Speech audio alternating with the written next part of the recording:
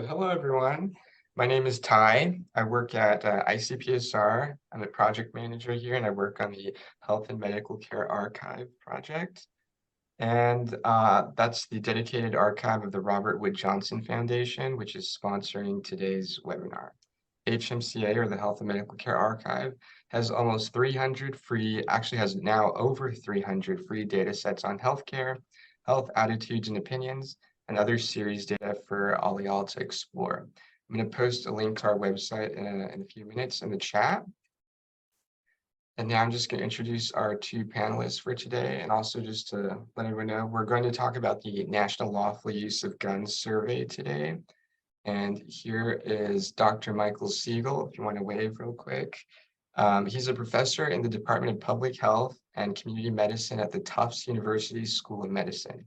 His main areas of research have been in the areas of tobacco, alcohol, and firearms.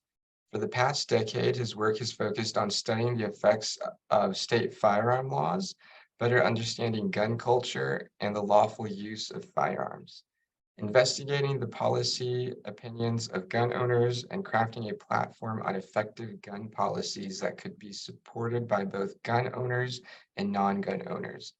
His ultimate goal is to bridge the perceived divide between gun owners and non-gun owners to promote legislation that protects the interests of everyone. And we also have Claire here, Claire Boine, right? Yeah, did I say it right, or is it Boine? Okay, okay, Boine. Claire runs a nonprofit called Successive or Successive? Okay. That helps mid-career people transition into work with high social impact. Prior to founding this organization, Claire worked in academia for 8 years. She was a co-investigator on a Robert Wood Johnson Foundation project, Evidence for Action grant to research gun violence prevention. Her resulting academic work focused on gun culture, what guns mean to gun owners, policies to reduce homicides, and effective messaging to engage gun owners on firearm policies.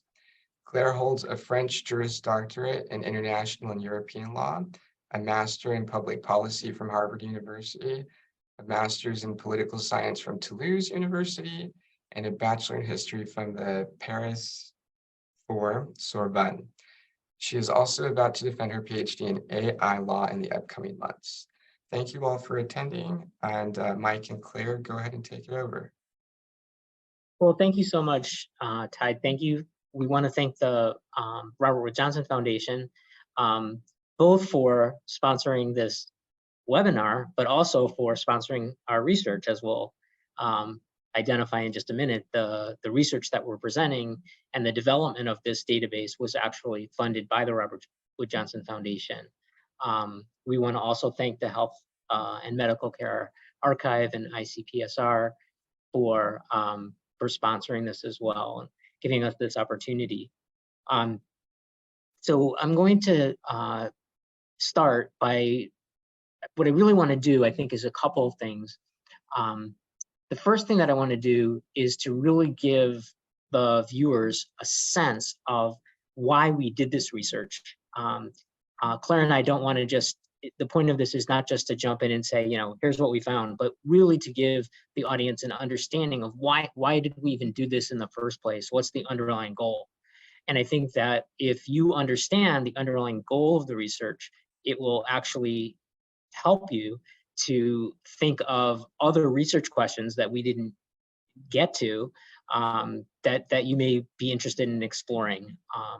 But it's kind of important to understand the underlying purpose to this, to really understand why we ask certain types of questions and how you can use those to answer further questions that will advance these objectives. So first, again, to thank our funder, the Robert Wood Johnson Foundation. This was funded under the Evidence for Action program. And just a disclosure that, or a disclaimer that the views that we express are our own and do not necessarily reflect those of the foundation. So we're going to start by explaining why investigate public opinion on firearms in the first place. Then we'll talk about the National Lawful Use of Guns Survey 1. There's actually 2 surveys which were conducted in a longitudinal fashion. So there was a follow-up survey. So we'll start by talking about the baseline survey. Then we'll talk a little bit about brand epidemiology, which is one of the major focuses of the NLUGS survey. Then we'll talk about NLUGS 2, the follow-up survey, and then we'll share some final conclusions. So why do we think we need to bridge the divide between gun owners and non-gun owners? Claire and I firmly believe that this is a game changer in the gun policy field. We feel that one of the major roadblocks to advancing gun policy is the fact that there is at least a perception that there's an intractable divide between gun owners and non-gun owners, and that they're not on the same page, that gun owners oppose most of the measures that we're supporting. And there's also a perception among policymakers that there's a tremendous divide in public opinion. And that drives a lot of the lack of effort in the United States to pass meaningful gun reform.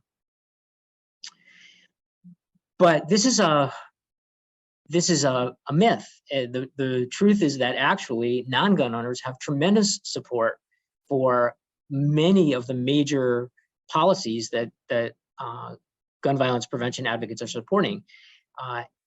More than 80% of gun owners support, for example, universal background checks, which is actually just about the same as the percentage of non-gun owners who support universal background checks. And in fact, the percentage of gun owners who support universal background checks is greater than the percentage of Americans who believe that the earth revolves around the sun.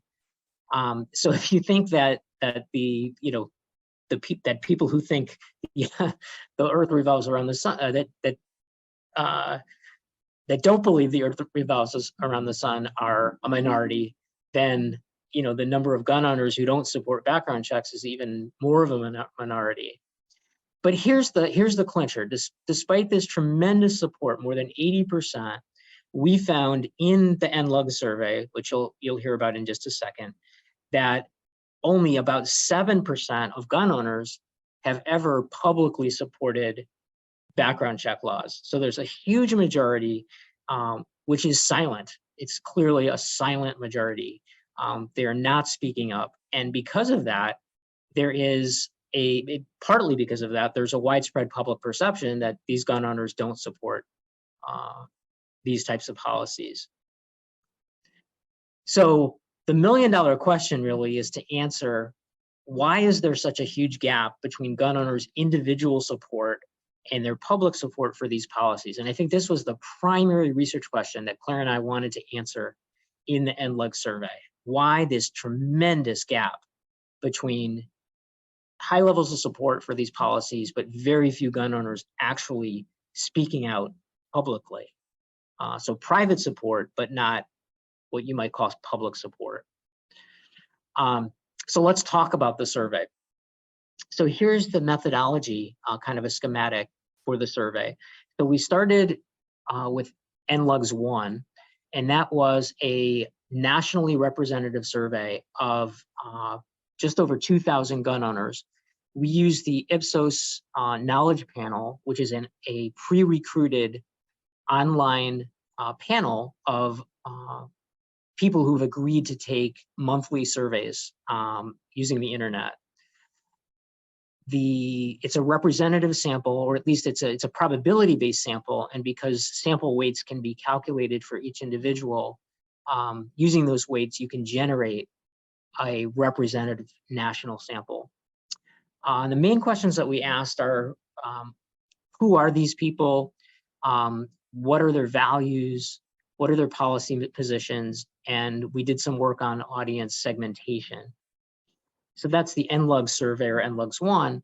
We then followed up with 1,150 of the gun owners who had participated in NLUGS 1. And NLUGS 2 specifically looks at their change in willingness to engage in gun violence prevention after a series of interventions, including value-specific messages, a respect message, and several other messages. So we wanted to see whether, at least in this kind of experimental design, we could get gun owners to be more willing to engage in gun violence prevention by using the information that we learned in NLUGS 1. So what did we learn?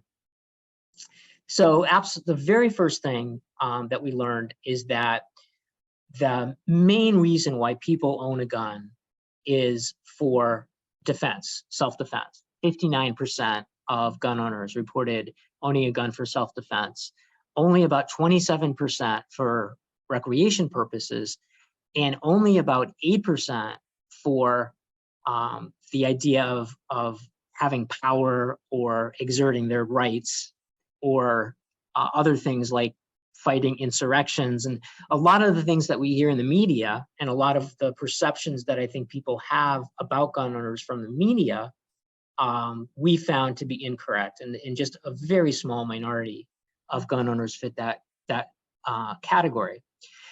What's interesting is that 90% of gun owners do not feel that their community is unsafe. So despite the fact that their whopping majority of gun owners are owning guns for self-defense, they don't necessarily think that they're not safe in their community. And that's kind of an interesting conundrum, which I think deserves further exploration.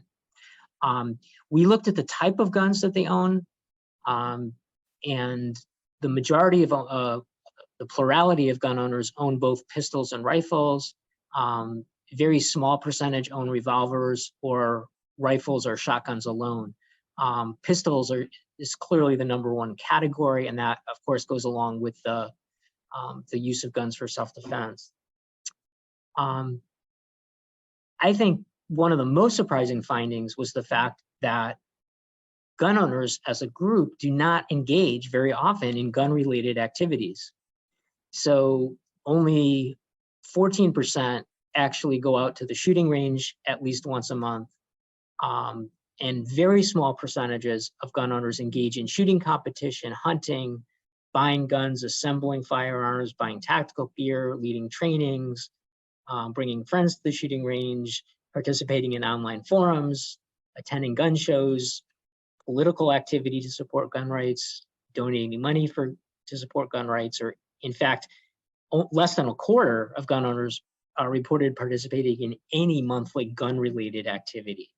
And so the impression that comes out of NLUGS is that the majority of gun owners, certainly the typical gun owner, is not someone who is actually using their gun. They're someone who, they have a gun for self-defense just in case. But it's probably sitting somewhere in some drawer or cabinet, and they are just going on and living the rest of their lives. The gun is not really playing a major role in their lives. This is very different from a lot of the sociology research that's been done, and that has kind of cast gun owners as being people who are citizen protectors, or people who are defending their communities. For the most part, this is our survey at least suggests that this is a consumer tool. It's a product, a consumer product that's meant for and is used for self-defense. You can see that NRA membership is very low, only about 12% of gun owners. Very few gun owners subscribe to gun-related magazines. Only about 1/4 of gun owners engage in concealed carry at all. And only about 16% have actually shot a gun in the past monthly over the past 6 months.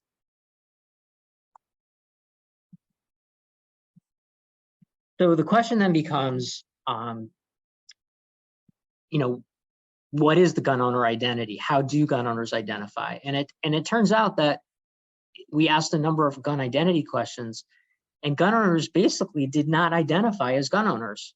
I think the most interesting thing is that only 8% of gun owners say that they act like a typical gun owner, where the reality is they are actually the typical gun owner, that they somehow believe that other gun owners are much more active than they are, and that they're kind of the exception. And the reality, again, is that they are the kind of silent majority.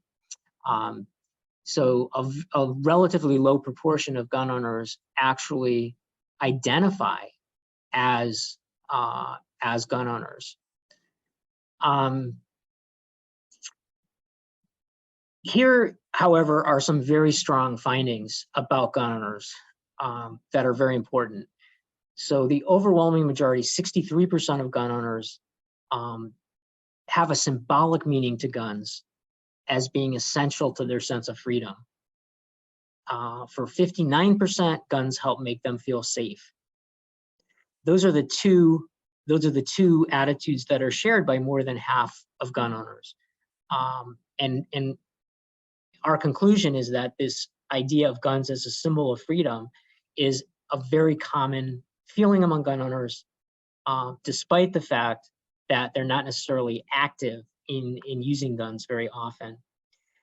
Also very important, and helping us to try to answer the question of why gun owners are privately supporting policy but not publicly, we found that 62% of gun owners believe that gun control advocates want to eliminate aspects of gun culture, and that about 60% of gun owners believe that public health advocates are trying to eliminate the Second Amendment, and they're trying ultimately to take away all their guns. And about half of gun owners feel threatened by gun culture. And so these are really, I think, the key findings in terms of why gun owners are not more active.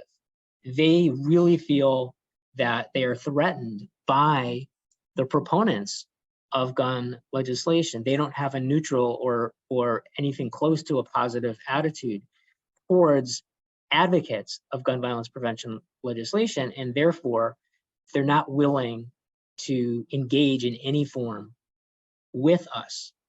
And that largely has to do with their perception of us as being as having the ultimate goal of taking their weapons away, getting rid of the Second Amendment, and really not respecting gun culture. If you look at their public opinion, our survey, the NLUGS, just confirmed what many other surveys which have found, which is that there's tremendous support among gun owners for a lot of the major policies that are meant to protect the public by keeping arms out of the hands of dangerous people. So 87% support for background checks for concealed carry permits, 86% support for mental health prohibitors for gun possession, 81% support extreme risk protection orders, otherwise called red flag laws. 79% think that people who've committed domestic violence or are under domestic violence restraining orders shouldn't have access to a gun. So all of these policies that are trying to keep guns away from people who are potentially dangerous have majority support. The policies that don't have support, that don't have majority support among gun owners, are policies that are either taking guns away, limiting Second Amendment rights, making it more difficult for people to get or transfer guns, or actually taking the guns away. So things like banning specific ammunition magazines, banning particular types of guns like assault weapons, there's very low support for. So our takeaways in terms of the critical findings from the NLUGS 1 survey is that first, only 10% of gun owners actually identify as gun owners. For the most part, 90% of people who own guns are just people who are going about their lives. They have some degree of fear that, that they need guns for self-defense. They own the gun for self-defense, and they hardly use it for anything else. And they don't have a strong gun identity. It's not part of their culture. Just as a car owner wouldn't say that they identify as a car owner, a gun owner doesn't really identify, the majority at least, as gun owners. Very few of gun owners participate regularly in political activity in support of gun rights, although it seems that when you talk to policymakers, we repeatedly hear that, oh yeah, the phone rings off the hook. What's happening is it's a very small percentage. That 2.5% is a very vocal percentage, and they're just constantly on the phone talking to their congressional representative. So they're making a lot of noise, but they're a huge minority. Very small percentages do things like go to the shooting range and wear tactical gear or even shooting a gun.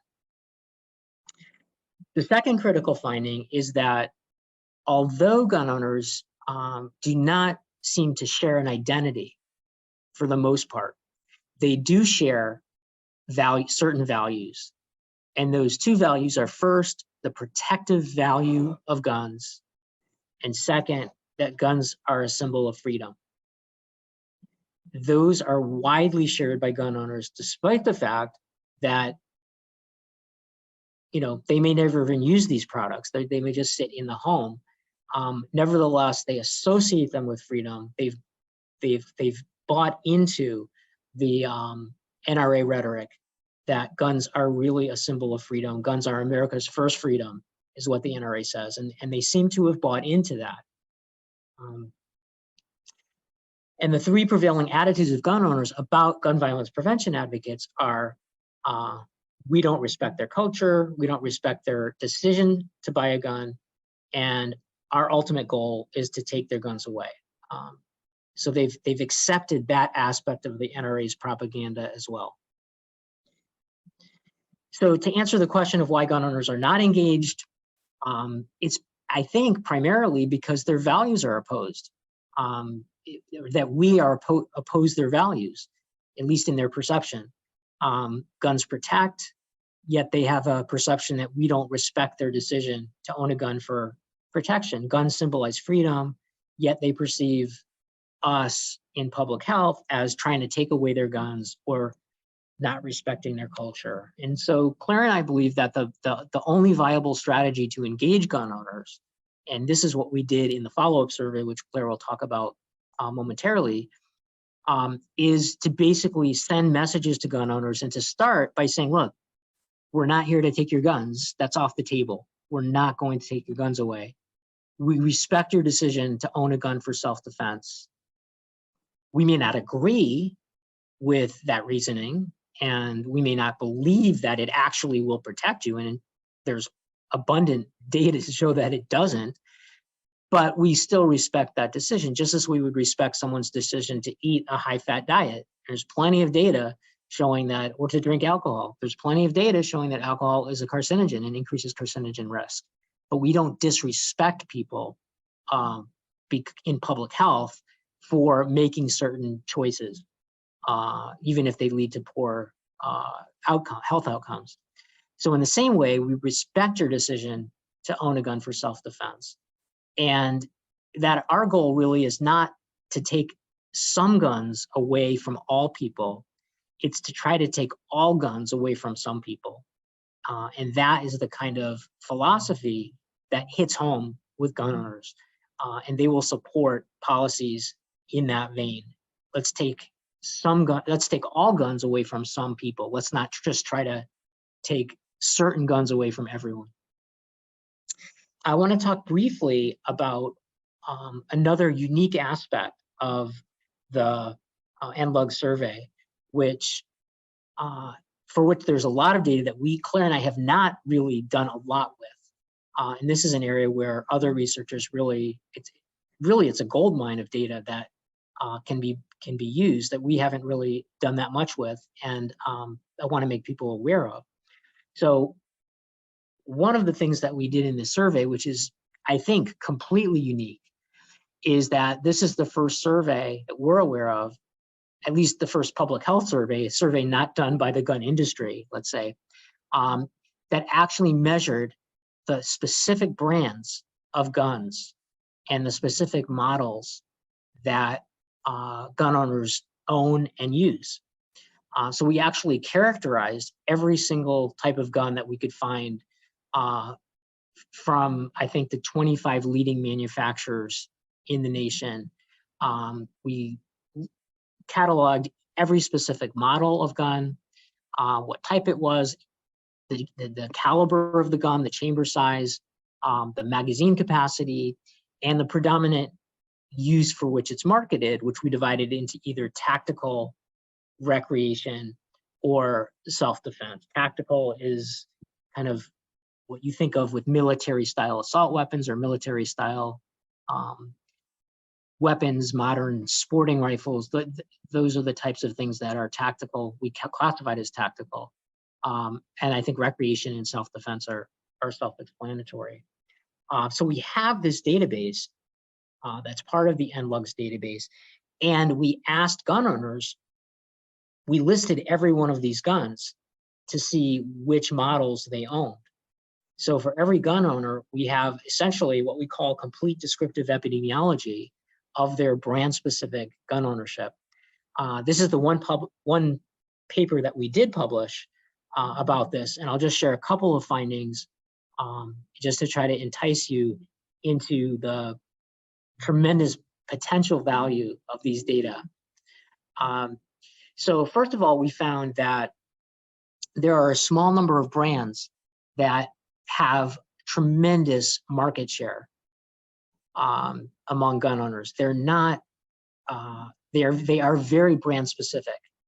Just like consumers of other products like clothes or athletic shoes, where you have market share, really tightly packed within a small number of companies. The same is true for guns. Between Smith & Wesson, Ruger, and Glock alone, that covers about 75% to 80% of all gun owners who own pistols. So in other words, 80% of gun owners own one of these three types of weapons. And as you go down the list, you get into very, very small numbers. And we find the same thing with revolvers. Almost half of gun owners who own revolvers own Smith & Wesson products. If you look at this by the type of weapon, about 72% own weapons that can be used for recreation. About 60% own weapons that can be used for, or that were classified as being for self-defense. And only 21% own guns that would be classified as tactical. And we were able to kind of come up with a complete inventory of all the gun owners and how they, how their ownership patterns were described in terms of these three types of weapons. We looked at the types of activities, gun-related practices and attitudes, and you can see that there are major differences between those and the type of guns that they own. So people who own tactical guns, for example, are very active in actually using those guns, carrying those guns. They're much more likely to be NRA members. They're much more likely to own a detachable magazine, to subscribe to a gun-related magazine, or to participate in a monthly gun activity. Whereas the recreational gun owners are the least likely to engage in these activities, and self-defense is somewhere in the middle. So we see these gradients as you go from recreation to defense to tactical. And the same thing is true with their attitudes. So if you look at owning a gun is essential to freedom, you can see that it goes from 60 to 69 up to 76% among tactical owners. And finally, I think the most useful thing that we found about brand-specific gun ownership was that there's a tremendous differential in public opinion based on what type of guns a person owns. And this is just showing you the lower end of the scale here. But among people who own pistols, if you look at the support for banning high-capacity ammunition magazines, for people who own Kimber pistols, it's only 13%. As you move up, people who own, for example, Mossberg shotguns, 24%.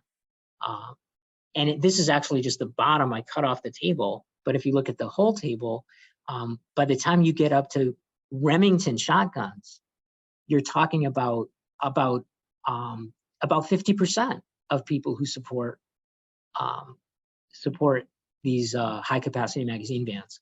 And the pattern is basically the same for all of these guns. So there are certain guns where somehow they're associated with or appeal to people of a certain type, by that correlates with their attitudes. Okay, so that's NLUGS 1, and at this point, I'm going to turn it over to Claire to talk about NLUGS 2. Thank you. So we're going to talk about the segmentation first that we did in order to figure out how to best message different gun violence prevention policies to gun owners, and also how to engage them in speaking up for their support. As Mike said earlier, there's a big gap between the number of gun owners who support universal background check, for instance, and the number of gun owners who are willing to say it out loud. So we were wondering, okay, how can we talk to these gun owners in order to get them to actually speak up? And also, does the way we talk to these gun owners influence their different support for different policies? So the first thing we did is we decided to segment our gun owner population. Mike hinted at that earlier because the segmentation was done using the results of NLUGS 1. And so we found 6 main groups of gun owners. I'll briefly touch upon them. So you have the family protectors, people who own guns in protection of their families. You have the incidental gun owners. So those are really the people who just happen to have a gun, but they don't care that much about it. Maybe they've never even used it. Sometimes they've inherited it. Sometimes they got it just in case. I mean, there are all sorts of reasons. And they have no gun owner related identity. They don't use it. It doesn't make a big difference for them. Then you have the target shooters, which is a type of recreational gun owner who are a bit more liberal on average. You have the hunters, another type of recreational gun owners. You have the self-protectors, mostly women and non-white people. And finally, you have the Second Amendment activists, who are more likely to be conservative NRA members and to really oppose any type of gun violence prevention policy. So let's look at them. Okay, so in terms of policy support, the family protectors mostly support universal background checks and domestic violence prohibitions. However, they do oppose any type of legislation that would make it harder for them to use their gun in self-defense. So gun locks, restricting concealed carry, etc., may issue laws. Incidental gun owners mostly support everything except for may issue laws. And just so everybody's on the same page, there are states in the US that are shall issue laws where if you request a concealed carry permit, you'll get it automatically. And there's some where the police has some discretion to refuse the permit. And those are may issue states. Next slide, please. The Second Amendment activists oppose almost all policies, except that 64% of them support removing guns for people who are at risk, either a risk to themselves or to others. And 58% of them support domestic abuse prohibitions, 50% support universal background checks. So still half of them, but much lower than on average for other gun owners. Remember this phrasing, people who are a risk to themselves or others, because this is going to come in handy when we talk about the messages. Target shooters support all legislations regulating who can access a firearm, but they don't support what firearms can be purchased. And so Mike said that earlier, that's the difference between removing some firearms from everyone versus removing all firearms from some people. So target shooters obviously don't want to be affected by specific regulations targeting specific guns. Hunters are like about the same as target shooters in that they also don't want to regulate what firearms can be purchased, but they're willing to see regulations of who can access firearms. And self-protectors are a bit like family protectors. They also support all laws, except for the ones that seem to make it harder to use a gun in self-defense. So knowing that, we've decided to create some messages targeting those specific populations, as well as some messages targeting all gun owners. So obviously we wanted to make it practical, and when a gun violence prevention person talks to a gun owner, they might not have information about their specific group, but also we wanted to see if different segments reacted differently to different messages. So we've kind of tested both. And what we did is we used something that Mike here is an expert in, which is the use of core values. So we've kind of identified the main core values that people react to. Those can be, you know, care, belonging, fairness, etc. And we decided to craft different messages using those core values. So both targeting all gun owners randomly and then targeting specific segments. And then finally, we tried something that is not core value based, but that was framing. So we decided to compare a text that just contains statistics about gun violence prevention versus a text that was value-based, emotion-based, and talking in a more authentic way. So we first crafted the messages in question, and you'll see an example of one, which was on the value of loyalty. So this one says, I grew up hunting with my dad. We'd wake up when it was pitch dark out, put our gear in the truck and head out for the day, etc., etc. So this is a story of someone who's been hunting with their dad, and it appeals to their loyalty, loyalty to their family and to their community. It mentions the Second Amendment. This was actually our most successful message in the experiment. Okay, so then we did the message testing, and that was interesting. I am not going to bore you with probably the most convoluted study design you've ever seen in your life, but I can show a quick diagram on what it looked like. We had 3 consecutive experiments, 3 different waves. The first one was randomized because it was testing 5 core values on all gun owners randomly. The second was for segments, and the third one was the random control trial with the control message, which was pure statistics, versus the script that we called the respect script, because the idea was that we tell gun owners that we respect them and their culture, and we just want to basically prevent bad people from having guns and people who are dangerous to themselves. Next slide, please. So I'm going to describe the results a little bit. So first off, what we found with the values is that the main changes were on the engagement score. So the engagement score was one of the 2 outcomes we were testing. The engagement score was how much people are willing to speak up and join gun violence prevention program.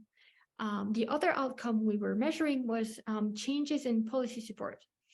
So we found that the value-based messages were pretty helpful at getting people to be more willing to get involved in gun violence prevention.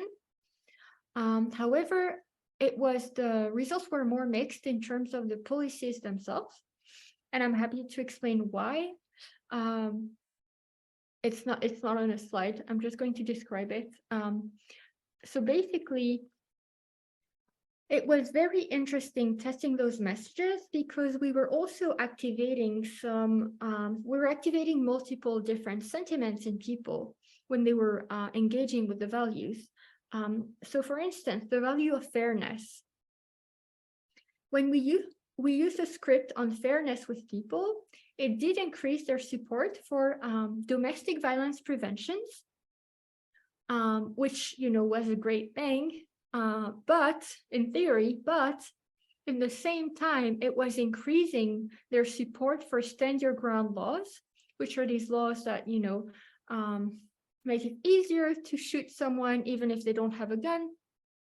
And we think that the reason we had these mixed results was because gun manufacturers often use the value of fairness to sell guns as an equalizer, So for instance, women who are scared of a stranger danger, and then they're going to get their guns, and it's going to equalize their situation with, scary men who are twice their size, etc. So interestingly, by getting people to think about fairness, we were increasing their support for gun violence prohibitions, but also for stand your ground laws, which is counterproductive because those have been associated with a higher homicide rates. And so that was an interesting coincidental finding. The value of freedom was also having mixed results, and it was decreasing people's support for universal background check, also probably because gun manufacturers usually use that framing of freedom to oppose universal background checks. So in the end, the two values that were the most useful, both because they were increasing the engagement score, but also because they were increasing support for all gun violence policies, were belonging and loyalty. So those were the most useful values that we think would be interesting for gun violence prevention people to use and public health professionals to use when messaging and talking to gun owners. In experiment 2, can we change slide? So this is experiment 3. So experiment 3 was the most successful one by far.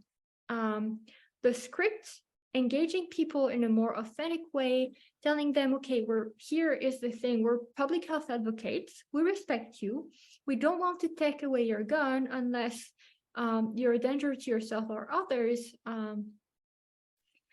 this was the most successful one, basically. This was really, it was tremendous. So I would encourage people to adopt this approach. In experiment 2, where we targeted the different segments that we discussed earlier, interestingly, the segments with whom we had the most positive results were the gun rights advocates and the incidental gun owners. And I also think it's because it's harder to get people who are into self-defense. It's much harder to engage those in gun violence prevention.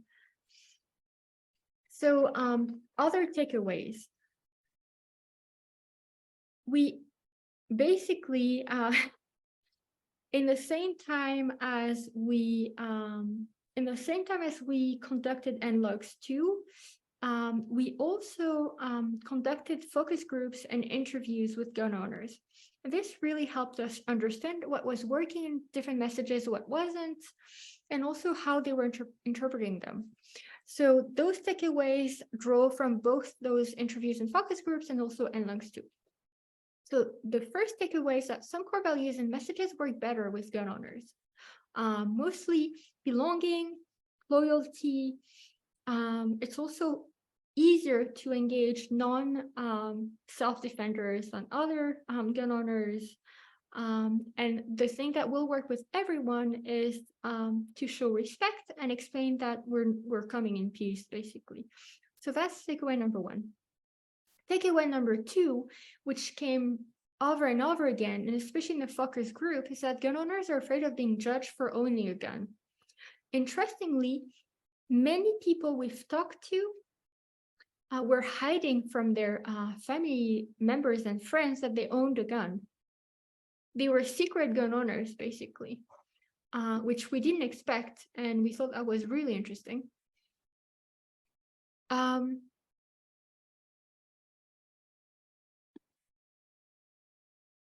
Takeaway number 3, and that was our own ignorance.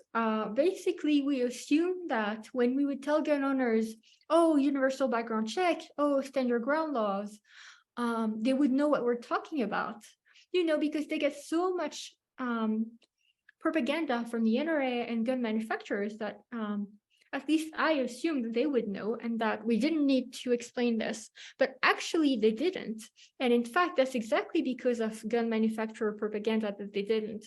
So for instance, many gun owners, when they hear universal background check, they actually think of a gun owner's registry, which has nothing to do with it. There's no registration of like national gun owners with the universal background check laws. But it also makes things more difficult. It makes the conversation between gun owners and public health advocates much more difficult if you're not talking about the same thing, and there's all these misconceptions. And so it was our own misconception to think that they would be more informed than they are. And this is really important to understand in order to have any effective campaign. And finally, which was the most funny, they have a specific idea of what a gun owner is. Mike said it earlier. Many people say that they're not a typical gun owner when they are, and the opposite, but that actually has very strong implications when you're trying to talk to them, and also on your message credibility. So for instance, we had the script that said that about 25% of people, and I may be wrong, I think maybe it's 22. Anyway, there's a centered number, which may be 22% of gun owners in the US actually acquire a gun without having to undergo a background check. And we had the correct data in the script, the correct information. But many gun owners could not believe it, and they thought it was a lie. And it was some sort of cognitive dissonance where when you would push them on this, why not? Why do you think it's not possible? You would realize that in their mind, someone who is a gun owner is this like lawful person who does everything right and is extremely responsible. And they couldn't conceive of the idea that some gun owners are not like that. So it was actually making things very difficult. So that was something else that we think is, interesting because it can be an obstacle in engaging with gun owners. Yeah, so I'm going to let Mike say a few words in conclusion, and I think we still have a few minutes for questions. Well, this is just to show what we hope happens, that we're starting to bridge the gap, and we hope that that your work that other researchers will do to build on this will help advance this. We definitely want to have time for questions, so I'm gonna hold it there and see if there are any questions. Great, thank you guys so much. That was very interesting. We do have one question so far. It's a little bit long. I'm going to read it. First, this person thanks you for the presentation. And then they say they're a little confused about some of the messaging items. They say Dr. Siegel mentioned a number of times that we are not trying to take away all of your guns or variations thereof. But if you look at, say, CBS New York Times January 1st, 2013 poll, question 56, you can see that about 60% favor a nationwide ban on all semi-automatic firearms. I suspect that this is what gun owners might be hearing. Comments or thoughts about trying to shift opinions of both sides and not just gun owners? And I can repeat that if you like. I can see it here. So yeah, I mean, this is a really interesting question. So I would say that there are, so first of all, keep in mind those polls are, the 60% support is is a national number for all people, not just gun owners. So in NLUGS, when you look specifically at gun owners, you get much less than 50% support. Also, that was in 2013, and since then, the divide has gotten greater. So the non-gun owner support for things like assault weapon bans have increased, but the support among gun owners for assault weapon bans has gone down. So you have an increasing divide. I think that what Claire and I found, and I'll let her, say it in her own words. I put words in her mouth, but I think that what we both agreed on and discussed a lot is that gun owners basically are driven by the idea that people who are dangerous shouldn't have guns. They agree with that. That is the common ground that we can take advantage of. And we believe that there is enough that can be done in gun violence policy just based on that common ground, that we don't have to necessarily get into policies where gun owners are not supporting them. And there's a second reason for this, and that is in another project that was actually also funded by the Robert Wood Johnson Foundation just prior to this under the Evidence for Action program. Claire and I did a study of what policies are effective. And what we found was quite interesting. What we found is that the policies that are designed to keep guns out of the hands of people who are potentially dangerous are the most effective gun laws.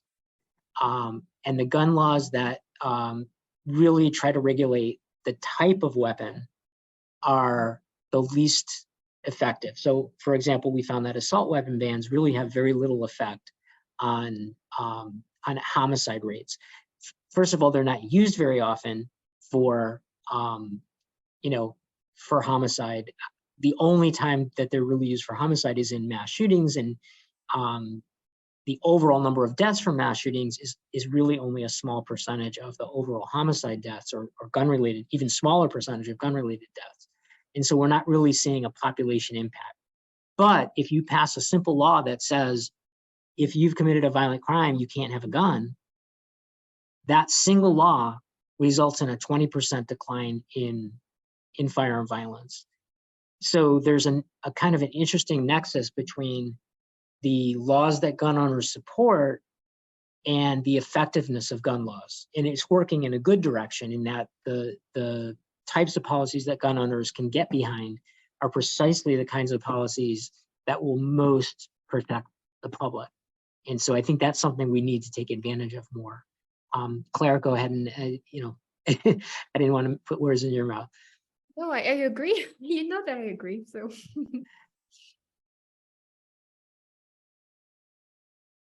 Thank you for that response. So we don't have any other questions right now. Is there anything else you guys would like to add before we wrap up? Well, I guess let me just, I think the only other thing that I would add is that, just to emphasize that there's a lot of information here in both of these surveys that we did not either have time to analyze or just, were maybe haven't even thought of doing. There's tremendous amount of information here about the specific guns that people own that's unique. There's a lot of unique information, I guess, is what I want to emphasize at the end here, is that there's a lot of information that, I believe it's the only survey that's ever asked specific gun ownership information in terms of getting down to the brand and model of gun. And because we also have information on the lawful practices, there's a lot of opportunity to look at those together and see what the relationship is between brand specific ownership and gun related practices. And so, we definitely would encourage people to take advantage of these data. And if we can be of any assistance, we're very happy to answer any questions that folks have, or help provide assistance in accessing the data. And if there's questions about variables or how we did the survey, we're also happy to answer any of those types of questions as well. And we just got another one, if you don't mind answering it real quick. The question is, could you say more about the relationship between type of firearm ownership and support for different legislations? How did you address people owning multiple firearms? So, a great question. In general, what we found is that people who own tactical firearms are much less likely to support all gun violence policies.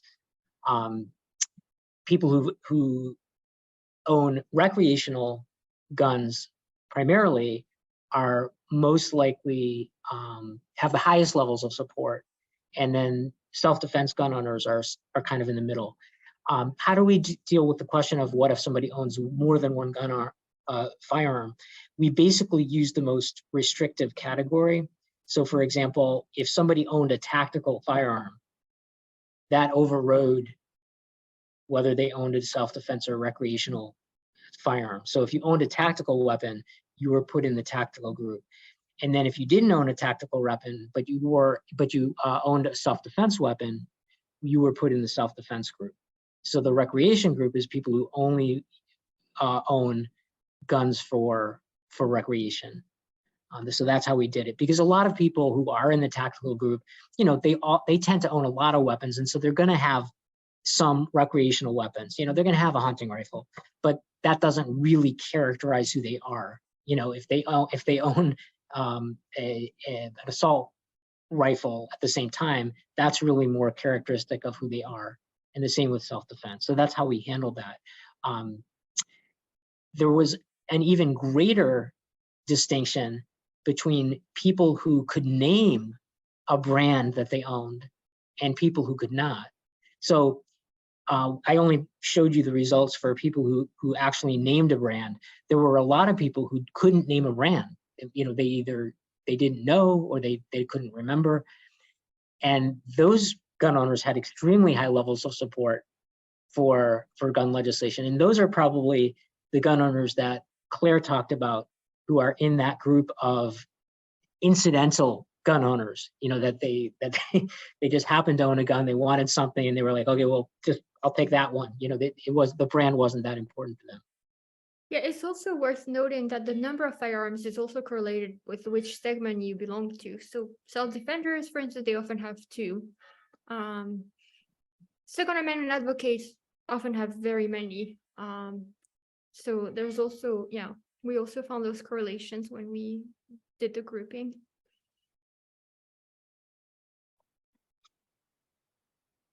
Well, thanks for answering that. And I think that's about it, unless there's anything else that our participants would like to ask. You can wait a couple of seconds, and if not, we're going to wrap it up. And thank you both very much on behalf of HMCA for presenting this information today. It was very insightful. And we hope to have you guys back if you get further findings or big things that you'd like to share. And for those of you participating, I put the link to this survey on our HMCA website in the chat. But if you just Google HMCA and NLUGS, two separate things like that, you'll find it's the first hit. So thank you all for attending. This was really great. Glad you all came, and I'm glad that you guys came and presented. We really appreciate that. So thanks. Yeah. Thanks so much for having us. Yeah, thank you.